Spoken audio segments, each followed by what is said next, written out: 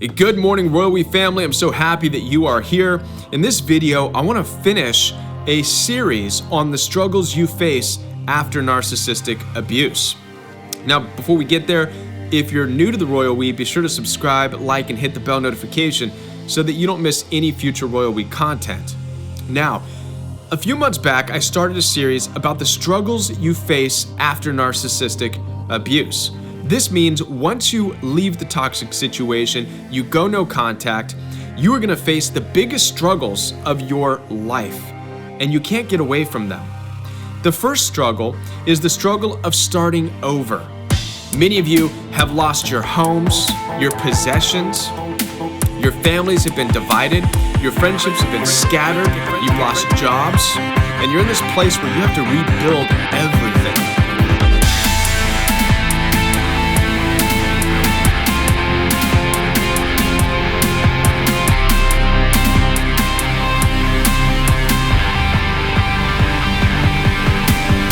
It's a rebirth, and it's very difficult.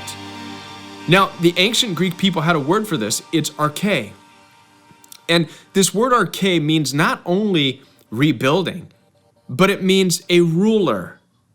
Arche rules over your life. Why? You can't escape the need to rebuild your life or your ideas or your perceptions. You have to do it. You have to face arche.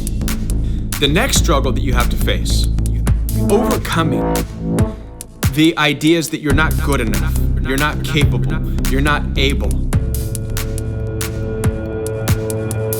These ideas do not come from you.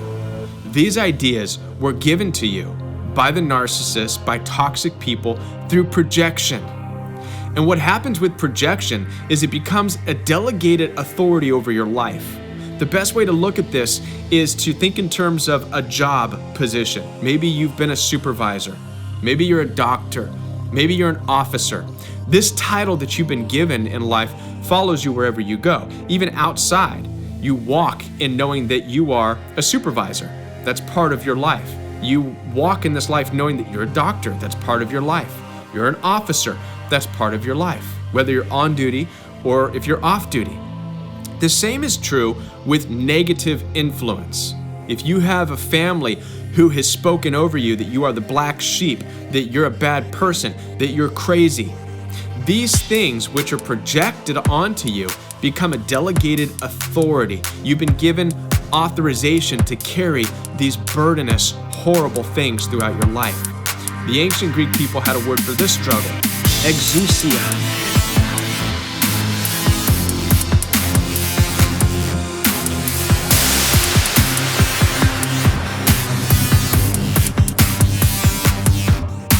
Now, the third and final struggle that we're going to talk about in this video is the sneakiest of all the struggles. This is the struggle that grabs your attention and draws you away from the things you should be doing.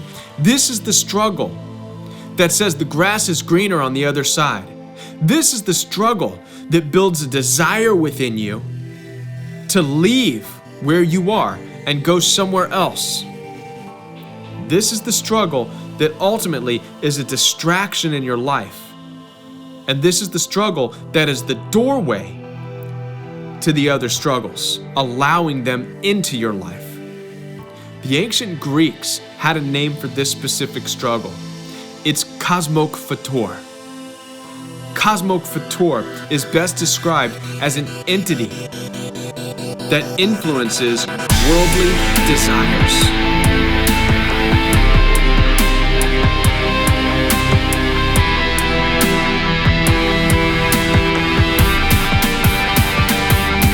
Many of us know this entity as the devil, as Satan, as the god of this world, the prince of the air, the ruler who sets the stage in front of all of us, appealing to our desires, fleshly desires, worldly desires, telling you there's no need to focus. Just look over here, it's fun. Try this, dabble in that. The best way to deal with kosmokphator is to understand that in all of its flashiness, in all of its empty promises, one thing's for certain, you will always end up right back where you started.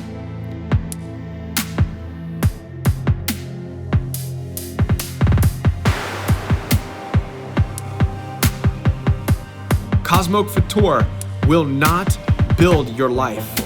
It will only distract you from building your life. And it's one of your responsibilities in this life to shut it down, to stay focused on who you are, your calling in this life, and the purpose that you have.